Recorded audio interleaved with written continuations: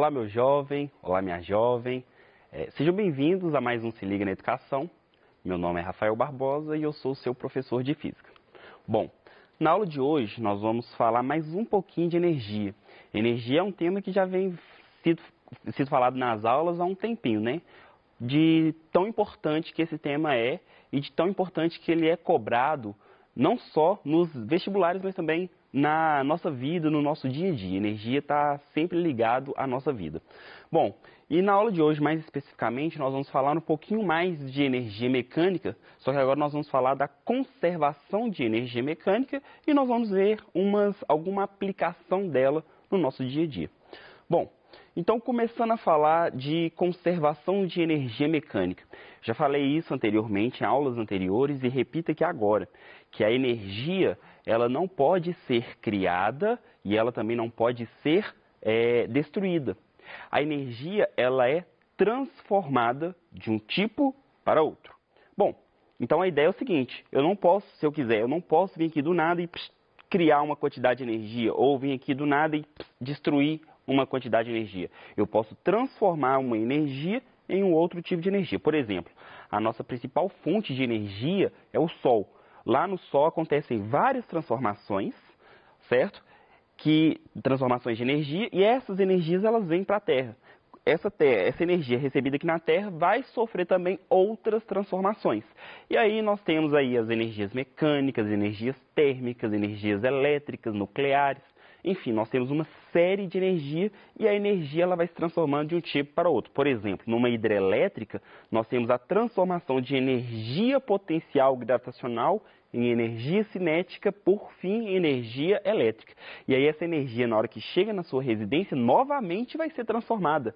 Né? Se você estiver usando essa energia, por exemplo, no chuveiro, a energia elétrica que chegou na sua casa vai ser transformada em energia térmica. Se você estiver acendendo a luz, a energia elétrica vai ser transformada em energia luminosa.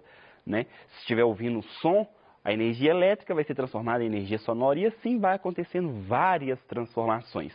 Só que na aula de hoje nós vamos falar da energia mecânica. Enfim, a energia ela não tem uma definição muito clara sobre o que ela é. O que é energia? Não tem algo definido o que é energia. A gente está falando energia há todo tempo, mas não tem assim na física, né? Não existe uma definição muito clara. Mas a gente sabe que existe, a gente consegue calcular, a gente até sabe os tipos de energia, né? E falando da energia mecânica, o que seria a energia mecânica?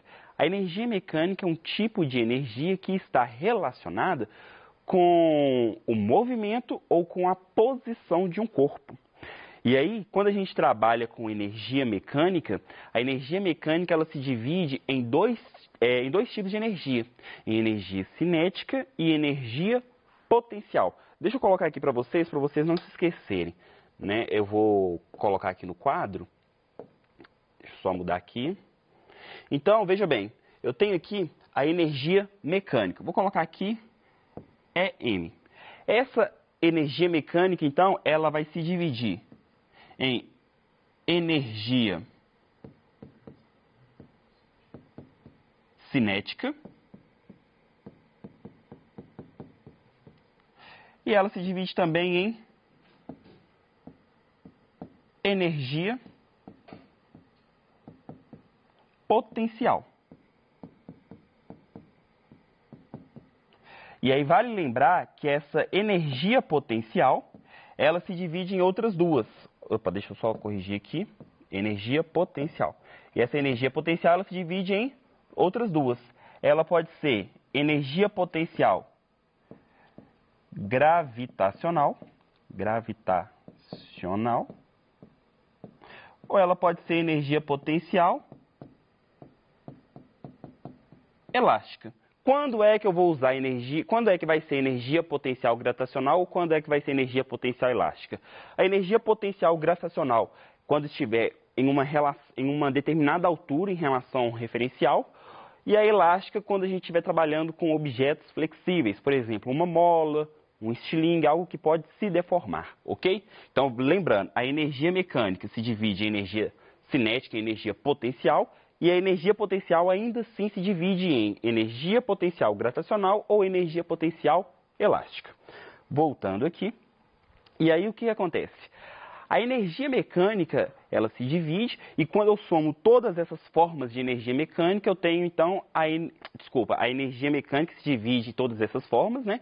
Cinética e potencial, e quando eu somo, então, todas essas quantidades de energia, nós temos a energia mecânica. Então, estou colocando aqui para vocês que a energia mecânica vai ser igual à energia cinética mais a energia potencial. Lembrando que essa energia potencial ela ainda se divide, né, em elástica e gravitacional. Bom, deixa eu limpar aqui para a gente continuar. Portanto, a conservação de energia mecânica acontece quando a energia cinética se transforma apenas em energia potencial e energia potencial se transforma apenas em energia cinética. Porque a gente está falando aqui de conservação de energia mecânica, ou seja, a energia mecânica ela pode se transformar dentro, desde que ela não mude o seu... desde que ela continue sendo energia mecânica. Ou seja, dentro da energia mecânica nós temos energia cinética e energia potencial. Então, a conservação de energia mecânica vai acontecer quando a energia cinética se transforma em energia potencial ou quando a energia potencial se transforma em energia cinética. Se a gente for pensar no exemplo das hidrelétricas, nós temos energia potencial, que se transforma em energia cinética, que se transforma em energia elétrica. Essa transformação de energia cinética e energia elétrica, houve conservação de energia mecânica? Nesse caso, não, tá? Porque a energia mecânica se transformou em outro tipo de energia. Mas quando eu tenho a transformação de apenas energia cinética em apenas energia mecânica, em energia potencial, aí nesse caso houve conservação de energia mecânica, ok? Ou seja, se no sistema atuam apenas forças conservativas, e vale lembrar que forças conservativas são aquelas cujo trabalho não altera a energia mecânica total do sistema, assim como aqueles que não realizam trabalho. Então, o que vai acontecer? Para haver, então, a conservação de energia mecânica, nós precisamos ter nesse sistema apenas forças conservativas. Por exemplo, a força peso, a força elástica. Coloquei aqui para vocês, né? A força gravitacional é um exemplo de força conservativa.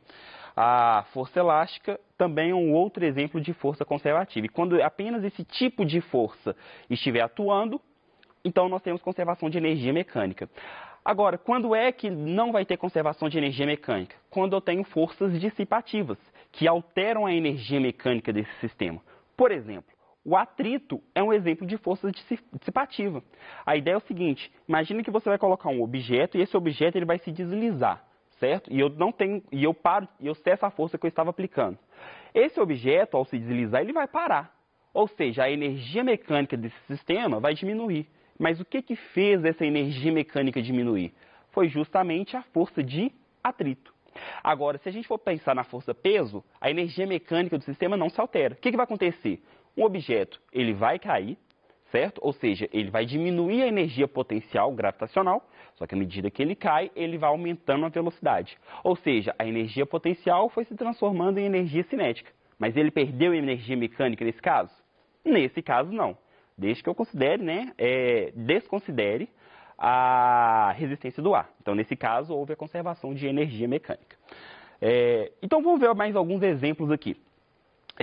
Um corpo atirado para cima com velocidade inicial v0 retorna à mesma posição com a mesma velocidade em sentido contrário e desprezando a resistência do ar. A energia cinética inicial é igual à energia cinética final, porém após sofrer transformações. E aí, quando o corpo está subindo, ele está diminuindo a sua velocidade e aumentando a sua altura. Ou seja, perdendo energia cinética e ganhando energia potencial gravitacional. Vamos traduzir isso aqui em forma de desenho. Ok? Deixa eu apagar isso aqui que eu já tinha feito. Vamos entender isso aqui. A ideia é o seguinte: eu tenho um corpo qualquer. Esse corpo qualquer, ele está no chão, ok? E aqui eu vou definir como altura igual a 0, ok? Aqui é a altura mínima.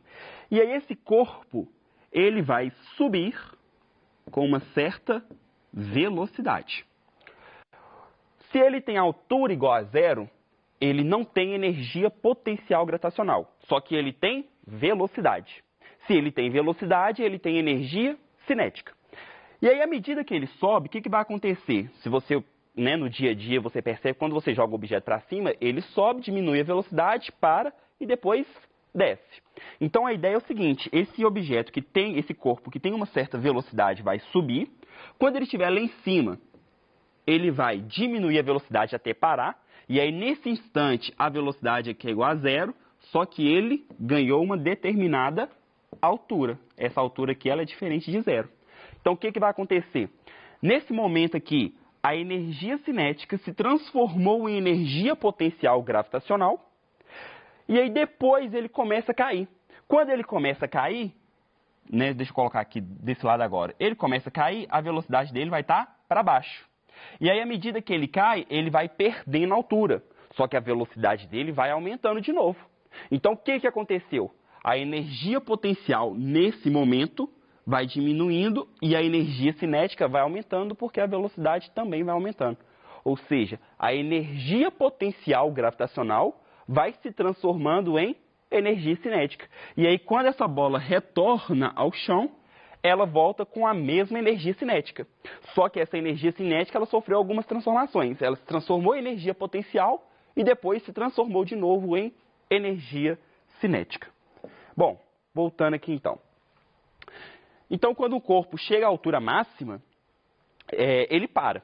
E aí, nesse momento, sua energia potencial gravitacional é máxima, porque ele tem a altura máxima.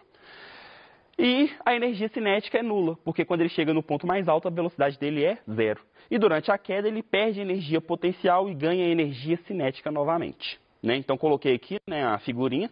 No chão, a velocidade dele é máxima. E ele tem aí energia cinética, mas ele não tem energia potencial gravitacional, porque a altura é zero. Ele vai subindo, e à medida que ele vai subindo, a energia cinética vai se transformando em energia potencial. Quando ele chega na altura máxima, ele tem energia potencial máxima e energia cinética nula. E aí, nesse momento, ele começa a cair de novo. E aí, de novo, a energia potencial vai se transformando em energia cinética. Ou seja, ele vai perdendo altura, mas vai ganhando velocidade. E aí, quando ele chega no chão, a energia potencial é nula, mas a energia cinética é máxima, porque ele chega de novo com a velocidade máxima. No caso, a mesma velocidade que ele subiu, ele chega também. Lembrando que a energia cinética ela é calculada como massa vezes velocidade ao quadrado dividido por 2. E as unidades disso aí tem que estar no Sistema Internacional de Unidades, ou seja, a massa tem que ser dada em quilogramas, a velocidade em metros por segundo, e aí você vai achar a energia em joule. Para calcular a energia potencial gravitacional, é massa vezes gravidade vezes altura. Lembrando, massa em quilograma, gravidade em metros por segundo ao quadrado e altura em metros.